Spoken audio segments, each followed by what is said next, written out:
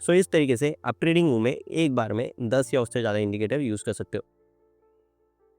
Everyone, this is your मन राय, welcome to strategy coders.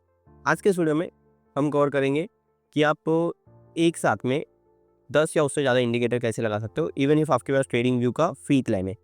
Okay, सो जैसे कि आपको पता होगा कि ट्रेडिंग व्यू के फ्री प्लान में आप 2 से ज़्यादा इंडिकेटर यूज़ नहीं कर सकते हो। सो आज हम समझेंगे कि आप 10 इंडिकेटर कैसे लगा सकते हो। तो इसके लिए आपको एक इंडिकेटर का लिंक मैं शेयर करूँगा नीचे डिस्क्रिप्शन में, जो कि मैंने बनाया है, इंडिकेटर टूल किट नाम का।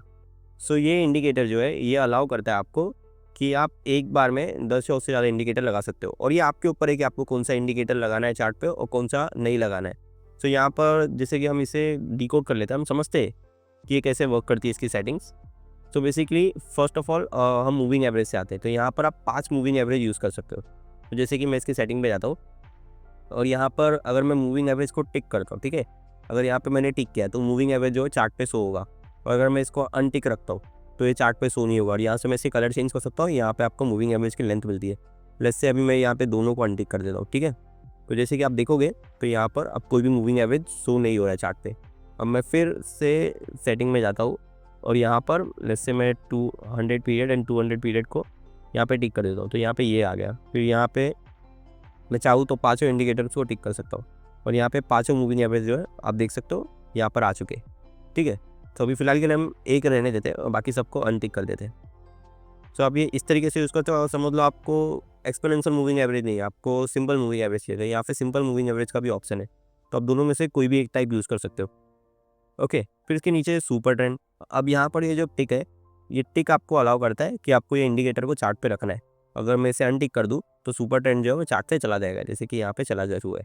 ओके, सो यहाँ पर आपको काफ़ी सारे इंडिकेटर मिलते हैं। यहाँ पर आपको मूविंग एवरेजेस, सुपर ट्रेंड है, ATR, volume, RSI, stochastic RSI, McD और बॉलिंजर बैंड, वीवैप, पिवट पॉइंट्स, और सारे के सारे सेम सेटिंग के साथ ही आते हैं। जो भी उनकी सेटिंग अवेलेबल है वो, प्लस आपको यहाँ पे दिखाना है नहीं दिखाना है वो सेटिंग। यहाँ पे पिवट पॉइंट्स भी है। ओके, सो ये हो गया। अब यहाँ पर आपको कुछ पॉइंट नोट करना है जब भी आप इसे यूज़ करोगे तो, क्योंकि ये इंडिकेटर जो है ये यहाँ पे लोअर पैनल में, ठीक है।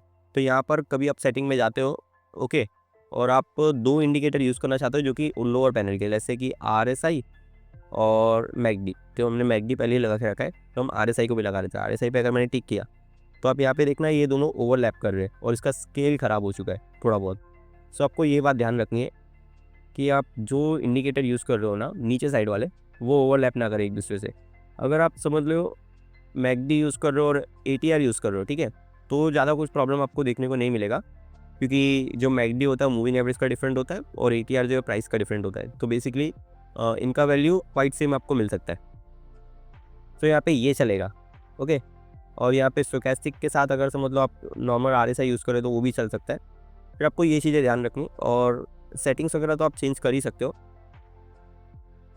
फिर यहाँ पर आपको जो वीवैप है, वीवैप में यहाँ पे high low close divided by 3 जो वीवैप का होता है, ओके, और यहाँ पे वॉल्यूम भी है। अगर आप देखोगे तो यहाँ पर शो वॉल्यूम है, अगर आप वॉल्यूम पे दबाओगे तो वॉल्यूम भी आपको शो हो जाएगा, ठीक है। तो यहाँ पर इतने सारे इंडिकेटर, हम लास्ट में हम पिवट देख लेते हैं।